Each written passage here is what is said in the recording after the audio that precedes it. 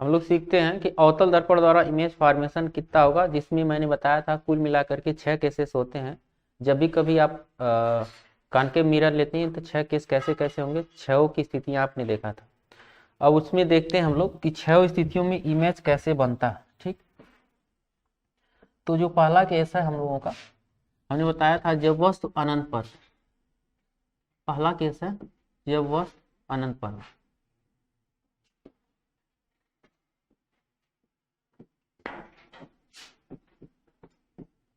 वस्तु अनंत पर ना। अच्छा, तो जब वस्तु अनंत पर होगा तो क्या करेंगे, सबसे पहला काम हम लोग मिरर फॉर्म करेंगे। मिरर बना लीजिएगा तुरंत, वस्तु अनंत पर रखना है, मिरर बनाइए तुरंत। मिरर का पॉलिश करिए, उभरे हुए तल को, दबा हुआ तल परावर्तक बनाइए जिससे अवतल दर्पण बन जाए।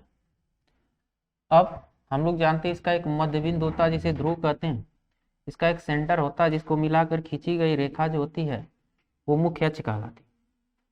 ये ड्रा करिए, मुख्य अक्ष कहलाती है। अब हम लोग जानते हैं जो मध्य बिंदु होता है वही फोकस होता है। यहाँ मध्य बिंदु फोकस, ठीक है, फोकस भी पता चल गया, सेंटर भी पता चल गया, ध्रुव भी पता चल गया। और वस्तु को अनंत पर रखना, थोड़ा तेजी से काम करिएगा। वस्तु को अनंत पर रखना, तो अनंत वाली वस्तु को मान लेंगे अनंत पर रखा है इस तरह।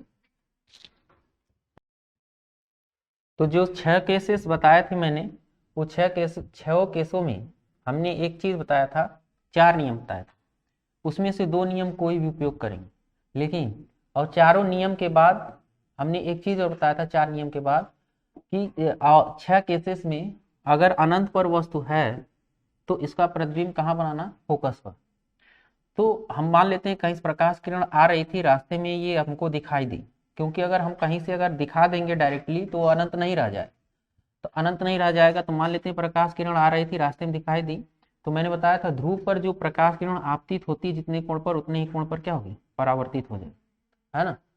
और एक चीज और मैंने बताया था कि जो वक्रता केंद्र से प्रकाश किरण जाता है, वक्रता केंद्र से सीधे, देखिएगा हमें फोकस पर बनाना है, फोकस पर का मतलब यहाँ से, तो जो वक्रता केंद्र से आता है वो सीधे क्या होता है,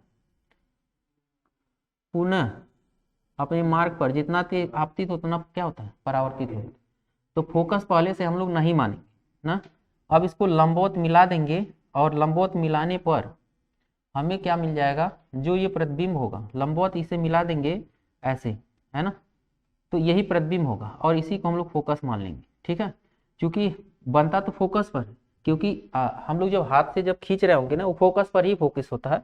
लेकिन जब हम लोग हाथ से इसको खींच रहे होंगे तो क्या होगा कि फोकस वाले मान लेंगे, तो हमारा जो लाइन है वो कहीं हो सकता है इधर इम्पैक्ट करे।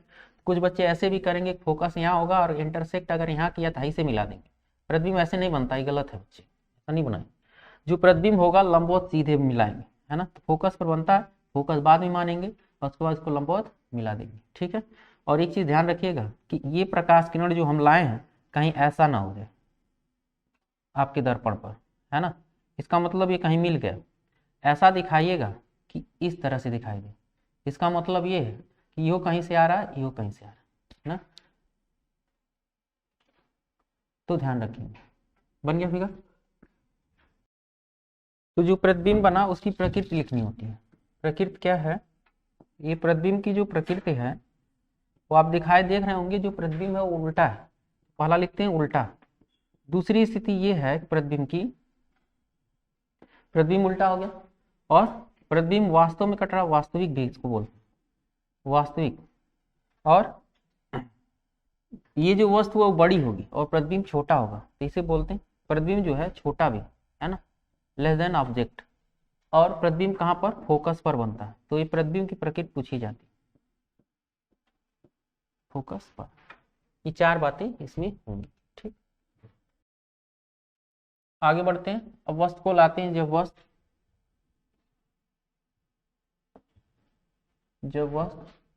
दूसरा अनंत और सी के बीच हो,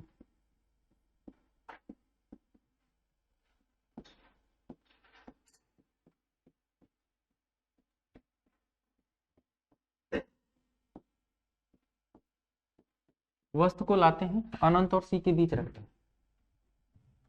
अनंत और सी के बीच रखेंगे तो देखिएगा, दर्पण बना लीजिए, उभरे हुए तल को कलई कर दीजिए, अवतल दर्पण में प्रतिबिंब पड़ रहे हैं, अवतल दर्पण बना लीजिए। इसका हम लोग बना देते हैं पोल और सेंटर, इसको मिलाकर खींची गई रेखा मुख्य अक्ष, मुख्य अक्ष।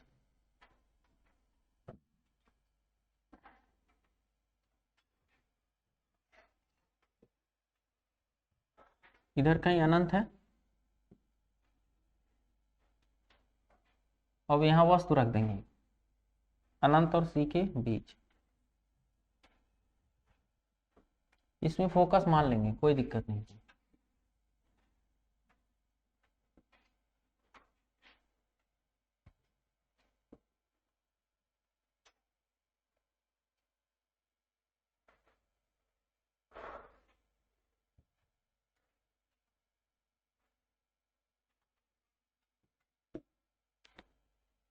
अब समांतर चलाएंगे प्रकाश किरण, और समांतर चलने वाली प्रकाश किरण फोकस से जाती है, और वक्रता केंद्र से जाने वाली प्रकाश किरण परावर्तन के पश्चात पुनः अपने मार्ग से लौट जाती है। तो आपको ये बीच में कहीं काटेगा, यहाँ आपको प्रतिबिंब मिल जाए, तो ए बी वस्तु का प्रतिबिंब ए डैश बी डैश मान लेते हैं ना। तो जो प्रतिबिंब बना उसकी प्रकृति लिखना होता है। प्रतिबिंब की प्रकृति होती है उल्टा, वास्तविक, वास्तविक, और वस्तु से ये भी छोटा ही बनता है, वस्तु से छोटा, और कहां पर सी और एफ के बीच बनता है। आगे बढ़ते हैं, जब वस्तु सी पर हो, सी पर हो, तीसरी स्थिति है जब वस्तु सी पर अर्थात वक्रता केंद्र पर हो,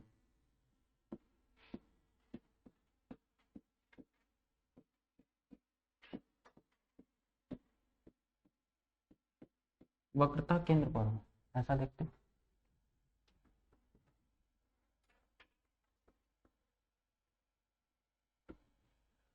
रख देते हैं,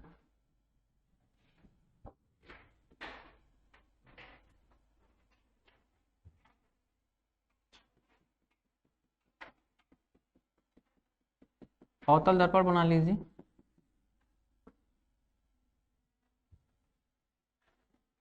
और इसमें एक ध्रुव लेंगे हम लोग, सेंटर लेंगे, मुख्य अक्ष खींचेंगे। बहुत ध्यान से इसको बनाना होगा फिगर को, सेंटर लेंगे, मुख्य अक्ष खींचेंगे।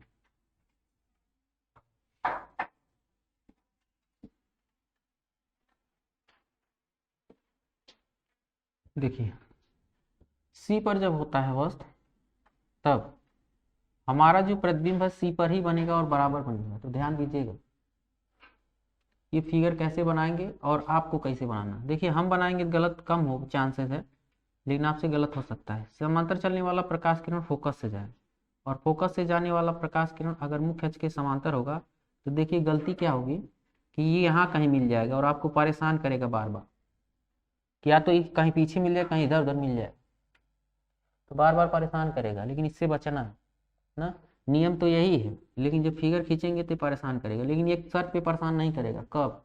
जब आप इस मिरर को इस प्रकार रखें और सेंटर फोकस सब डिस्टेंस एकदम सेम हो, है ना, सेंटर से फोकस पोल सब कुछ सेम हो, और ये है ना जहाँ जितना ऊपर ये उतना ऊपर ये, तब ये गलत नहीं होगा।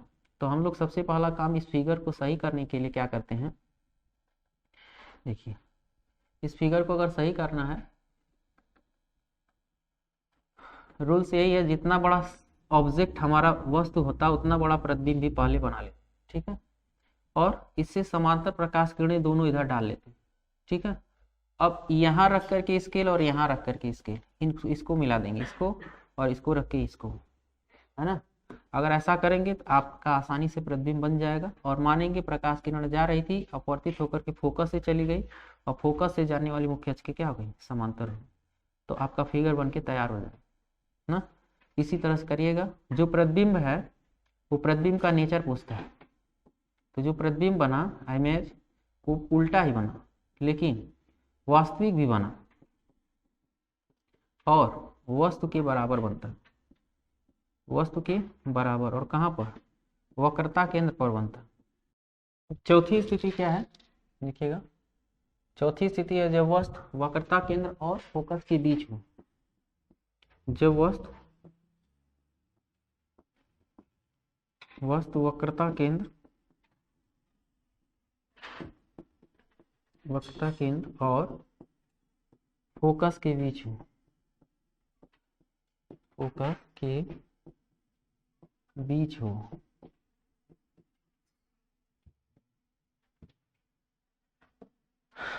तो हम लोग मिरर बना लें, मिरर फॉर्म कर लें, मिरर बना लेंगे। अवतल दर्पण है तो उभरे हुए तल पर हम लोग कलई कर डालेंगे, और मैंने कहा इसका एक क्या होगा,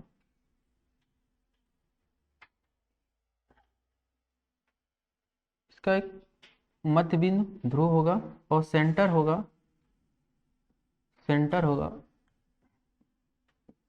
और इसको मिला के खींचेंगे तो एक मुख्य अक्ष होगा,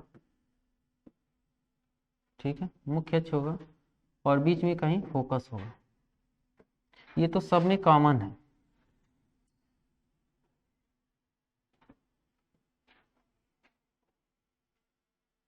है ना, सब में क्या है, कॉमन है।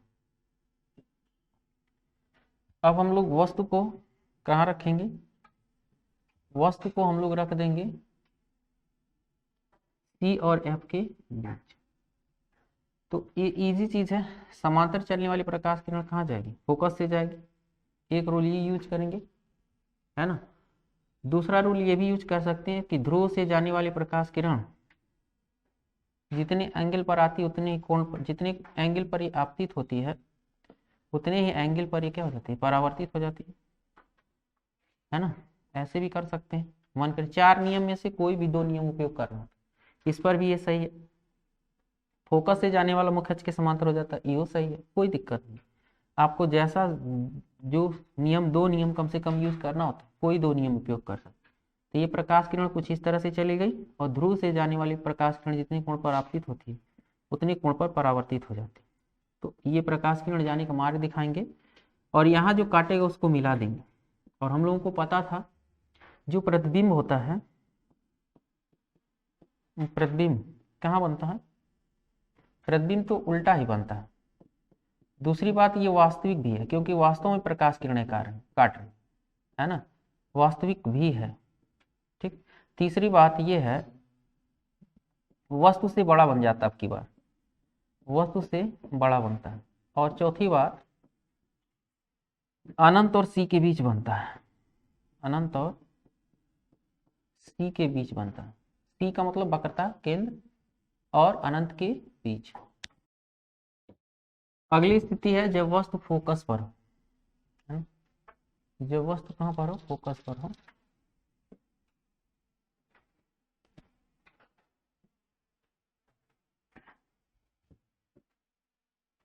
लोगों को अगली स्थिति लिखना है जब वस्तु कहाँ पर हो, फोकस पर हो।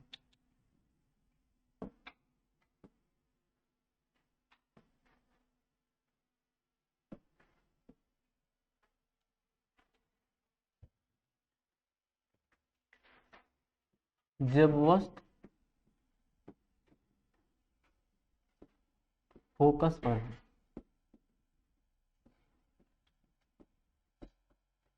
जब वस्तु फोकस पर,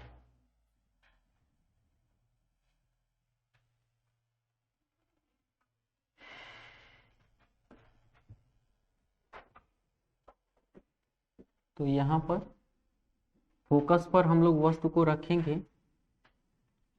और हम लोग जानते हैं, एक चीज ध्यान रखिएगा इस फिगर को बनाने के लिए, सबसे पहला काम क्या करना है, सेंटर मत मानिएगा पहले से ना, तो आपके लिए अच्छा रहेगा, क्योंकि हमें अनंत पर वस्तु बनाना। जैसे मान लीजिए अगर डायरेक्टली बना दिया, अगर है ना, अगर डायरेक्टली बना दिया, मान लीजिए मैं नियम लगा रहा हूँ, अभी देखिएगा नियम में क्या गड़बड़ी हो जाती है। अगर आपके कॉपी पर बना रहे नियम गड़बड़ नहीं होता है, लेकिन आपसे बनाते समय गड़बड़ी हो, समांतर चलने वाली प्रकाश किरण फोकस से जाएगी, ये बात समझ में आता है, ठीक है। समांतर चलने वाली प्रकाश किरण फोकस से जाएगी, ये तो ठीक है, ये समझ में आ रहा, फोकस से जाएगी। अनंत पर कौन मिलता है? समांतर रेखाएं अनंत पर मिलती हैं, है ना। तो समांतर होने के लिए मान लीजिए आपका वक्रता केंद्र यहाँ रहा और वक्रता केंद्र से जाने वाला क्या हो गया, क्या हो गया, ऐसी जगह ये समांतर हुआ ही नहीं, तो गलत हो जाएगा ना। और अगर आपने कोई और भी रूल्स यूज किया, जैसे आपने ये रूल किया ध्रुव से जाने वाली प्रकाश किरण ऐसे जाती है, तभी कोई दिक्कत नहीं। तो समांतर तो होना ही होना चाहिए ना। तो हम किन्हीं दो नियमों का उपयोग करेंगे, तो ऐसा खींचिए ताकि दिक्कत ना हो। तो हमारा तो ठीक है, मान लीजिए अगर सेंटर, जब मान लीजिएगा सेंटर वाले से क्या करना होता है, ऐसे समांतर दिखाना होता है, ऐसा सेंटर मानना होता है कि ये समांतर दिखे। लेकिन हम चौथा नियम का उपयोग कर दें तो ईजी हो जाता है। किताब में यही नियम उपयोग किया है वक्रता केंद्र वाला, लेकिन हम लोग चौथा नियम उपयोग कर दे रहे हैं कि समांतर चलने जो ध्रुव पर गिरता है उतने ही कोण पर क्या होता है, जितने कोण पर आपती उतने कोण पर परावर्तित होता है। तो समांतर तो ये वाला ऐसे चला गया, फोकस से समांतर चलने वाला फोकस से गया ना, कहाँ से गया, फोकस से, और ध्रुव पर जो आपतित हुआ वो सीधे परावर्तित होगा। इस समांतर रखेंगे और बताएंगे समांतर रखने से ये कहाँ मिलेंगे, अनंत पर। तो इसीलिए ये अनंत पर बनता है। तो जो प्रतिबिंब बनता है उसकी एक उसका नेचर होता है। नेचर क्या मिलता है प्रतिबिंब का? प्रतिबिंब का जो नेचर होता है वो पहली बात तो उल्टा ही बनेगा, दूसरी बात वास्तविक भी बनता है, लेकिन तीसरी बात ये है कि ये अनंत पर बनता है, ठीक ना। अनंत पर प्रकाश किरणें मिलेंगी तो अनंत पर बनेगी, और वस्तु से बहुत बड़ा बनता है, वस्तु से बहुत बड़ा बनता है। ध्यान दीजिएगा, मिरर चाहे प्लेन मिरर हो चाहे कॉनकेव मिरर हो, अगर आप इसका इमेज फॉर्मेशन सही रखेंगे तो आगे चल करके हम लोग परावर्तक दूरदर्शी पढ़ेंगे, तो परावर्तक दूरदर्शी में मदद करेगा आपको उसकी प्रकाश क्रिया को समझने के लिए। हो गया। अगला स्थिति है जब वस्तु फोकस और ध्रुव के बीच हो। अगली स्थिति पढ़ना हम लोगों को, जब वस्तु फोकस और ध्रुव के बीच हो।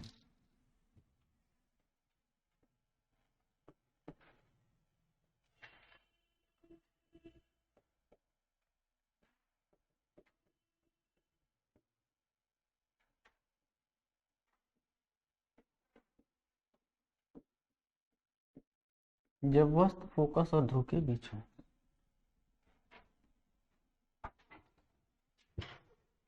तब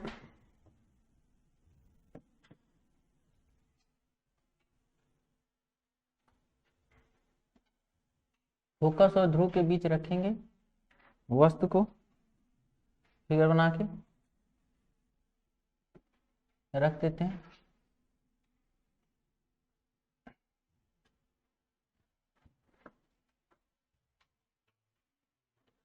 समांतर चलने वाला प्रकाश किरण फोकस से जाएगा, है ना, वहीं फोकस से होकर जाता है, और वहीं जो ध्रुव पर आपतित होता है उतने कोण पर क्या हो जाता है, परावर्तित हो जाता है।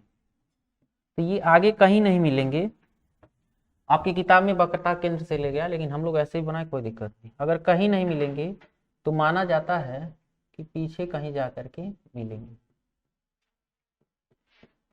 और यही इमेज हम लोग देखते हैं, देख पाते हैं, आभासी इमेज ही देख पाते हैं, वास्तविक इमेज थोड़ी देख पाते, ठीक है। तो हमारा जो ये बना यही हमारा क्या रहा, प्रतिबिंब रहा। और ये जो प्रतिबिंब है,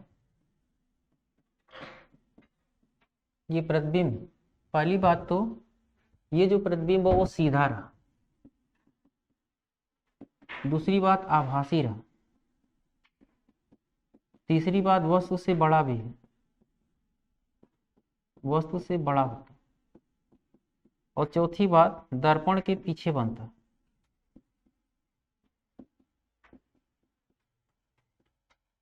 दर्पण या ध्रुव के पीछे बनता है, ये चार बातें इसमें। तो 6 स्थितियां आपने सीखा था, 6 स्थितियों में आपने किससे, अवतल दर्पण द्वारा प्रतिबिंब बना दिया आपने। और 6 स्थितियों में प्रतिबिंब बनाने के बाद आप देख पा रहे हैं कि कितना जो भी प्रतिबिंब बनाए हैं हम तब भी बताते थे 2 नियम कम से कम उपयोग करने चाहिए। जहां एक काटेगा या काटता हुआ प्रतिबिंब होगा उस बिंदु को अक्ष से लंबवत मिला देंगे, हमारा प्रतिबिंब बनके तैयार हो जाएगा और वहां से आप प्रतिबिंब की प्रकृति भी बता लेंगे। आगे बढ़ते हैं हम लोग। आगे हम लोगों को पढ़ना उत्तल दर्पण द्वारा प्रतिबिंब का बनना, image formation by convex mirror. अगला है image formation by convex mirror. अब हम लोग इमेज फॉर्मेशन करेंगे कॉन्वेक्स मिरर से। कॉन्वेक्स मिरर क्या है देखते हैं। कॉन्वेक्स मिरर में हम लोग जो कलई करते हैं वो दबे हुए तल पर करते हैं, और कॉन्वेक्स मिरर के लिए केवल दो स्थितियां होती हैं। क्यों होती हैं उसको समझ लेते हैं, उसके बाद फिगर्स बना लेते हैं।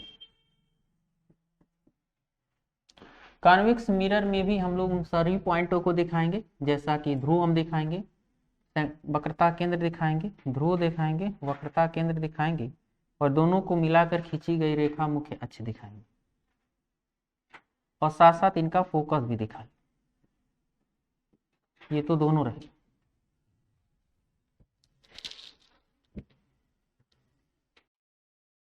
दो स्थितियां क्या होती हैं इसमें, दो स्थितियां देखते हैं।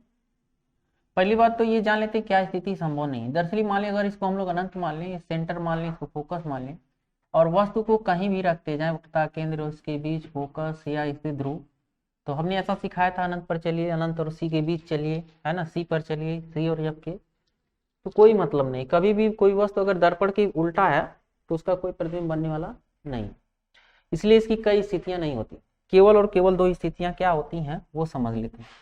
केवल और केवल दो स्थितियां ये होती हैं क्योंकि इस साइड पर दो ही पॉइंट, या तो अनंत मिलने वाला है या तो अनंत और ध्रुव के बीच वाला, है ना, तो दो ही स्थितियां होती हैं। एक अनंत पर होता है वस्तु जो होता है वो अनंत पर माना जाता है, और एक वस्तु जो है ध्रुव और अनंत के बीच माना जाता है। केवल दो स्थितियां होती हैं। एक वस्तु जब अनंत पर हो, एक कंडीशन होता है जब वस्तु अनंत पर हो, और दूसरा कंडीशन ये होता है जब वस्तु अनंत और ध्रुव के बीच हो, अनंत और ध्रुव के पी के बीच हो, पी के बीच हो, है ना।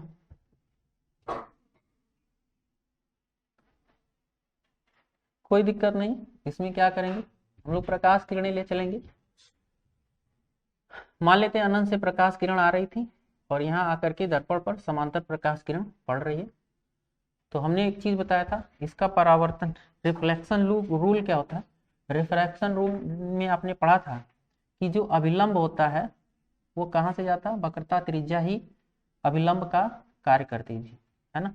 जो वक्रता त्रिज्या से खींची गई रेखा होगी वही अभिलंब का कार्य करेगी, है ना। लेकिन अब देखिए जितने कोण पर आपतित होगा उतने ही कोण पर ही क्या होगा, परावर्तित होगा। और कैसा परावर्तित होगा, देखिए जितने कोण पर आपतित होता उतने कोण पर, यहाँ रख करके स्केल और यहाँ रख करके स्केल ही आपतित, इधर डॉटेड लगाएंगे उधर परावर्तित कर देंगे। प्रकाश किरण परावर्तन में दूसरी ओर नहीं जा पाते, तो यहाँ फोकस पर रख करके इसको परावर्तित कर देंगे, है ना। तो जो हमारा प्रतिबिंब बना ये वाला अभिलंब है और ये रेज है। तो प्रतिबिंब की जो प्रकृति यहाँ पर होती है प्रतिबिंब, है ना, प्रतिबिंब तो पहली बात तो बिंदुवत बनता है। अब ये बिंदुवत है तो सीधा है, सीधा भी मान सकते हैं, सीधा ही मानेंगे, और आभासी रूप से बनता है। और कहाँ बनता है, फोकस पर बनता है ना, फोकस पर बनता है, ठीक। और अगर आपने यहाँ आगे रख दिया अनंत और पी के बीच, तो समांतर चलने वाली प्रकाश किरण पड़ेगी ध्रुव, सॉरी ध्रुव तो यहाँ है, ध्रुव यहाँ है,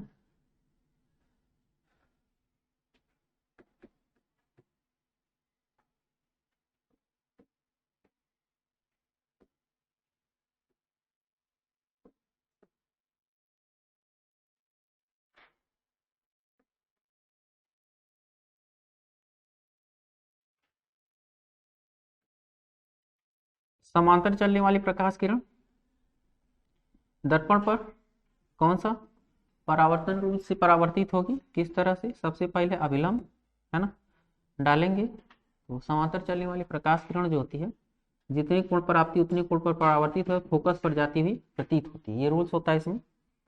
और एक वक्रता केंद्र पर जो जा रही होती है वो, है ना, जाती हुई प्रतीत होती है, तो इसमें वो पुनः परावर्तन के पश्चात अपने मार्ग से वापस लौट जाती है। ध्यान दीजिएगा, ये प्रकाश किरण उस पार नहीं जा पाएगी तो डॉटेड ही बनाएंगे, ये नहीं पूरा लाइन पहुंचा दें वहां, ये सब मूर्खता मत करिएगा।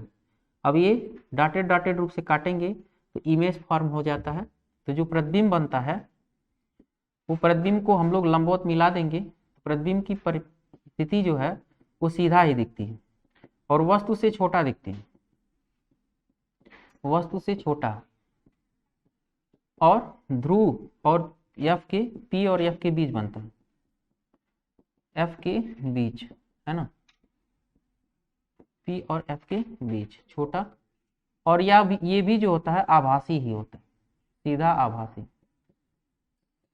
सीधा आभासी वस्तु से छोटा पी और एफ के बीच बनता है। तो आपने उत्तल दर्पण में भी देख लिया कि कितनी तरह से इमेज बन रहे हैं और बनाया भी कैसे बनेगा, वो सारी नेचर्स हमने बता दिया। आगे बढ़ते हैं हम लोग। एक चीज होता है कि संयुग्मी फोकस क्या होता है, कंजुगेट फोकस, फोसी या फोकस देखते हैं ये क्या होता है। संयुग्मी फोकस क्या होता है?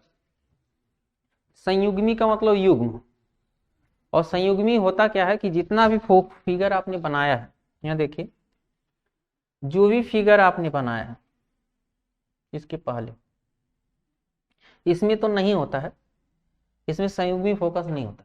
क्यों नहीं होता है? कहाँ संयुग्मी फोकस होगा कहाँ नहीं होगा समझ लेते हैं। ये देखिए जो भी हमने यहाँ फिगर आपको दिखाया, यहाँ देखिए संयुग्मी फोकस वही होते हैं अगर वस्तु को रखने पर प्रतिबिंब, फोकस पर रखने पर प्रतिबिंब कहाँ बना, कहाँ पर बना? वस्तु को फोकस पर रखें तो प्रतिबिंब कहाँ बना? अनंत पर बना। और अनंत पर रखे थे तो तब कहाँ बना था? अनंत पर रखे थे कहाँ बना था? कहाँ बना था? फोकस पर, है ना। और आपने प्रतिबिंब वस्तु को कहाँ रखा? वक्रता। और एक चीज और यहाँ देखते हैं, पहले वस्तु को आपने कहाँ रखा है? प्रतिबिंब कहाँ बना?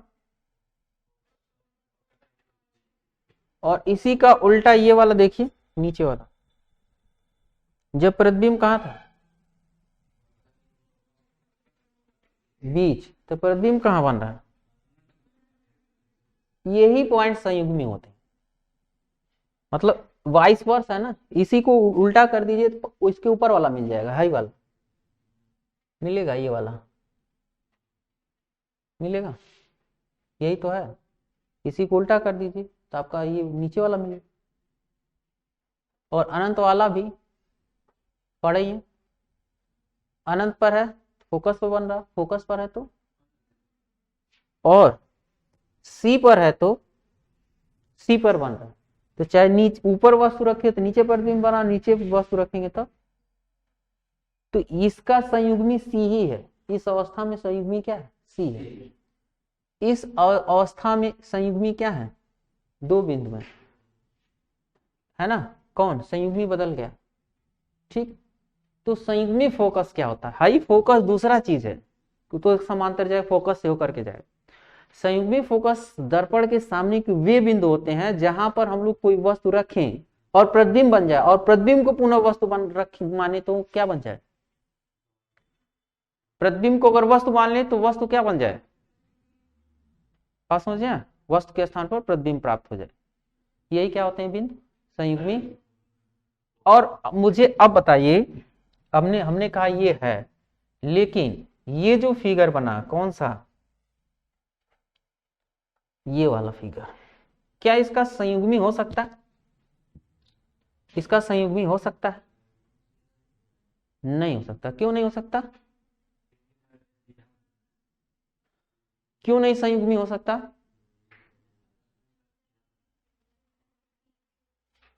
क्योंकि दर्पण के पीछे प्रतिबिंब गया, सामने वस्तु है तो पीछे चल गया, लेकिन पीछे वस्तु रहेगा तो कोई प्रतिबिंब नहीं बने। दर्पण के पीछे चले जाने से कोई प्रतिबिंब नहीं बनेगा। संयुग्मी की बात समझ गए होंगे। लेकिन क्या उत्तल में संयुग्मी होगा? संभव ही नहीं, क्योंकि जो प्रतिबिंब बन रहा है वो कहाँ चला जा रहा है? दर्पण के पीछे। तो आपको समझ में आ गया होगा बात कि संयुग्मी फोकस क्या होता है और कब होता कब नहीं होता। संयुग्मी फोकस ऐसा बिंदु होता है जहां वस्तु रखी प्रतिबिंब बने और प्रतिबिंब को वस्तु बनाए तो क्या बन जाए? वस्तु प्रतिबिंब बन जाए। और यह तभी संभव है जब प्रतिबिंब या वस्तु कोई भी दर्पण के पीछे न हो, दर्पण के पीछे न हो। समझ गया? तो संयुग्मी फोकस में लिख लीजिए, ये बड़ा इंपॉर्टेंट है, ये भी बड़ा अहम रोल बनाता है ये क्वेश्चन सॉल्व करने पर। अगला है चिन्ह परिपाटी, साइन कन्वेंशन।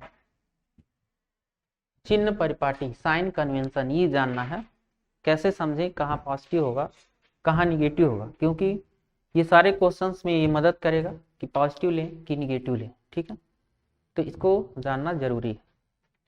देखिए इजी होता है, कभी भी आपको चिन्ह परिपाटी जानना है तो आप एक्स से ड्रा करेंगे। कहां पर? चाहे जो भी दर्पण होगा उस दर्पण के ध्रुव को मूल बिंदु समझेंगे। दर्पण का जो ध्रुव होगा उसको मूल बिंदु समझेंगे, चाहे वो उत्तल हो चाहे अवतल हो, है ना? उत्तल हो चाहे वो अवतल हो। ठीक, तो हम लोग ये चीज जानते हैं कि ये जो होता है एक्स अक्ष का पॉजिटिव डायरेक्शन है, ये भी वाई अक्ष का पॉजिटिव डायरेक्शन है, ये निगेटिव डायरेक्शन वाई अक्ष का और ये निगेटिव डायरेक्शन, है ना? तो इधर की जो दूरी लेंगे वो निगेटिव लेंगे,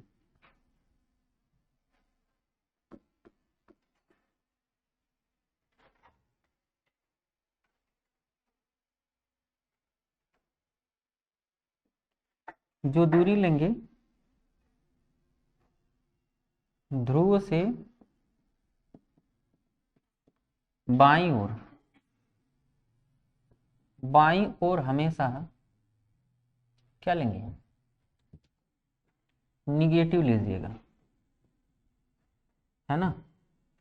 आगे ध्रुव से दाईं ओर दूरी की बात हो रही है, दाईं ओर पॉजिटिव लीजिए और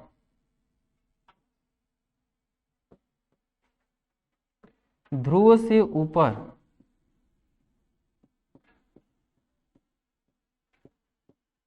वाई अक्ष का पॉजिटिव डायरेक्शन मिलेगा, है ना? तो ध्रुव से ऊपर जब भी हम लोग बढ़ेंगे तो यहाँ क्या लेंगे? पॉजिटिव लेंगे। और ध्रुव से जो नीचे अगर हम लोग जा रहे होंगे तब यहाँ निगेटिव लेंगे।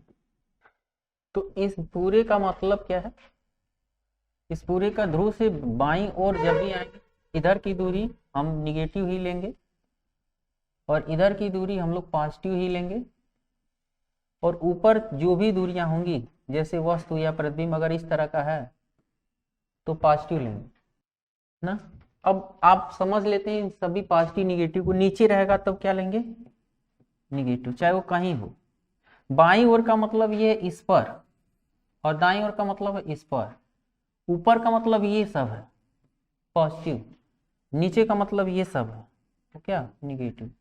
अब आइए फिगर हम लोग जो बनाए हैं वहां समझ लेते हैं कि फिगर जब इस तरह का मिलेगा तो कब पॉजिटिव लेंगे कब निगेटिव। अब जरा सोचिए, यहाँ ऑब्जेक्ट हमारा जो है वो ऑब्जेक्ट और ये क्या है? हमारा इमेज है। ऑब्जेक्ट क्या ऊपर की हो रहा है तो इसका जो लेंथ होगा वो कैसा होगा? और इमेज का भी लेंथ क्या होगा? लेकिन ऑब्जेक्ट का डिस्टेंस क्या होगा और इमेज का डिस्टेंस? समझे बात को? फिर यहां समझिए, ऑब्जेक्ट का लेंथ अब तो यहाँ बहुत अनंत पर है, इसको छोड़ते हैं और इसकी फिगर पर आते हैं। ये सारी चीजें में बता दे रहे हैं, बाकी आगे दिक्कत नहीं होना चाहिए। ये देखिए जो वस्तु हम लोग रखेंगे तो वस्तु का जो डिस्टेंस होगा वो कैसा होगा, वस्तु की दूरी क्या होगी, वस्तु की जो दूरी होगी, एक मिनट,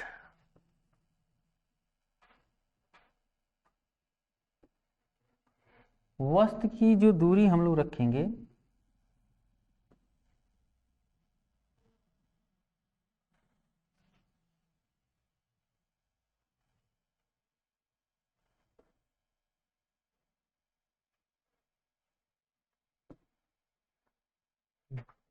ये जो दूरी होगी वो कैसी होगी, निगेटिव। इधर वाली दूरी क्या होगी, पॉजिटिव होगी। ये वाली दूरी की लेंथ क्या होगा, और ये वाला भी लेंथ क्या होगा, समझ में आया? आइए देखते हैं। ये क्वेश्चन सॉल्व करने में मदद करेगा अगर इसको समझ, इसीलिए मैं कहता हूँ इमेज फॉर्मेशन क्वेश्चन सॉल्व करने के लिए जरूरी होता है। वो तुरंत पता चल जाता है 30 मीटर त्रिज्या का 30 मीटर त्रिज्या के एक अवतल दर्पण के सामने 10 सेमी पर वस्तु रखी है।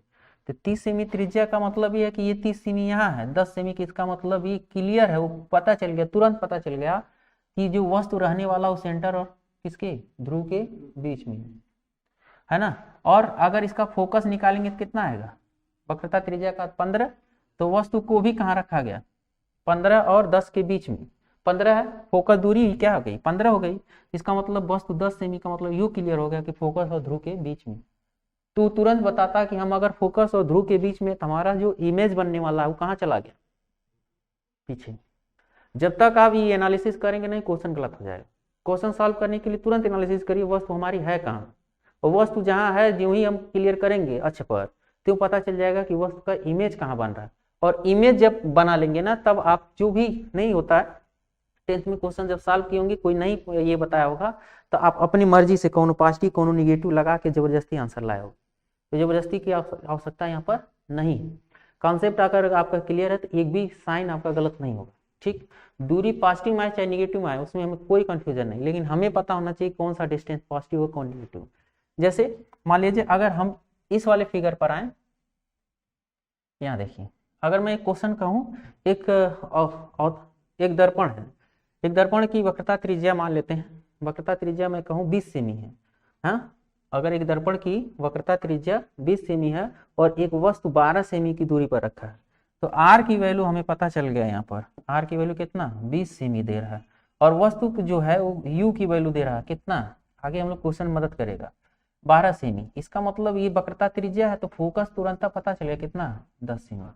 तो इसका मतलब जो वस्तु है वो फोकस के बाद है, लेकिन सेंटर के पहले, फोकस के बाद और सेंटर के, और सेंटर के फोकस के बाद है, तो इसका मतलब ये क्लियर हो गया कि ये अपना इमेज कैसा बनाएगा, ये वाला।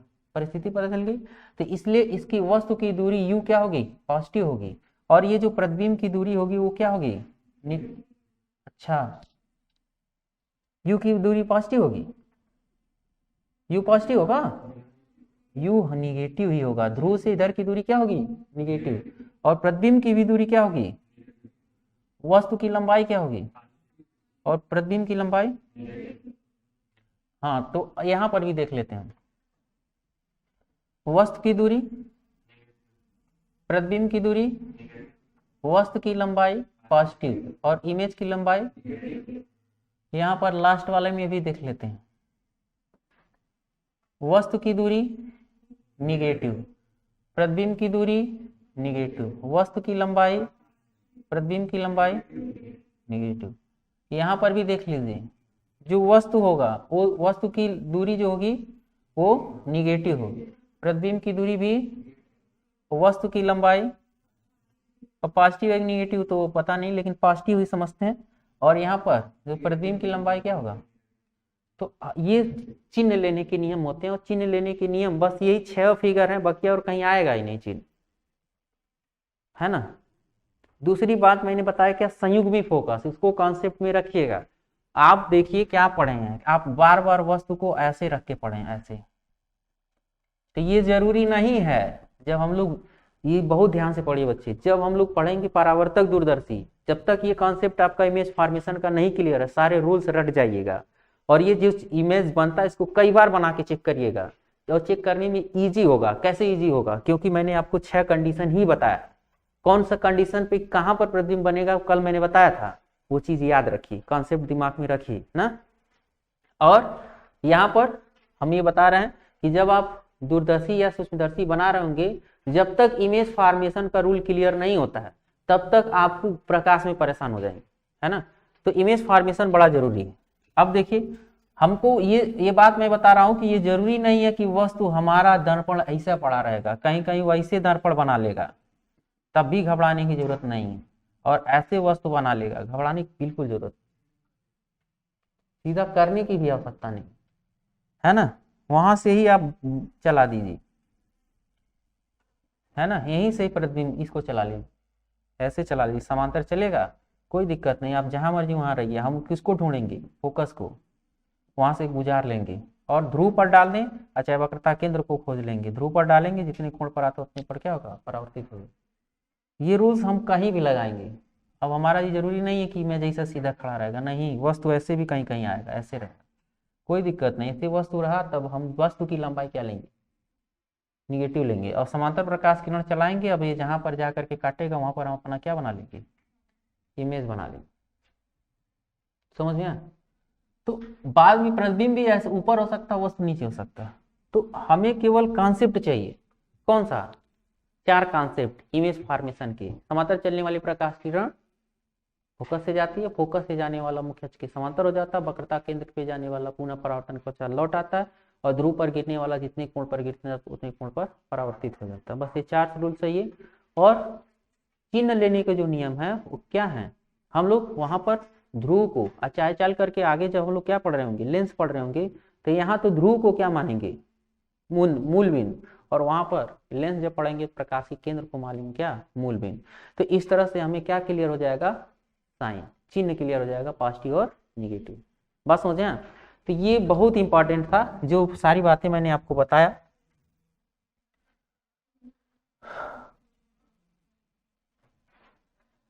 अब इस चीज को आप रट के मत बैठिएगा, इसको रट के नहीं बैठना, आपने समझ लिया कि कहाँ पॉजिटिव कहाँ निगेटिव। अब हमें ये देखना गोली दर्पण की वक्रता त्रिज्या और फोकस दूरी में क्या चाहिए, संबंध चाहिए, ठीक है।